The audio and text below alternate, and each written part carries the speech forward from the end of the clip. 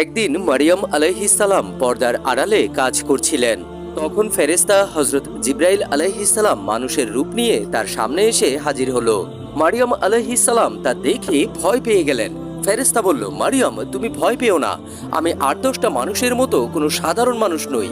আল্লাহ আমাকে পাঠিয়েছে পবিত্র সন্তান তোমাকে দান করার জন্য। মারিয়াম আলাইহিস সালাম বললেন, আমার কিভাবে সন্তান হবে? আমি তো কুমারী নারী। ফেরেশতা বলল, এটা একমাত্র আল্লাহর পক্ষে সম্ভব।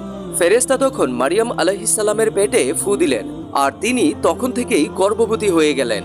বাচ্চা জন্ম হওয়ার পর যখন তিনি কোলে নিয়ে ঘুরছিলেন, তখন এলাকার মানুষ তাকে জিজ্ঞাসা করলো, মারিয়াম, তুমি বাচ্চা পেলে কোথায়? তোমার তো বিয়ে হয়নি। এমন নানান কথাবার্তা এলাকার মানুষগুলো বলতে লাগলো। ঠিক ওই মুহূর্তে যে মাত্র দুধের শিশু সে কথা বলে উঠল, এবং সেই ছোট্ট শিশু বাচ্চাটি ছিল হযরত ঈসা আলাইহিস সালাম। সুবহানাল্লাহ, আল্লাহু আকবার।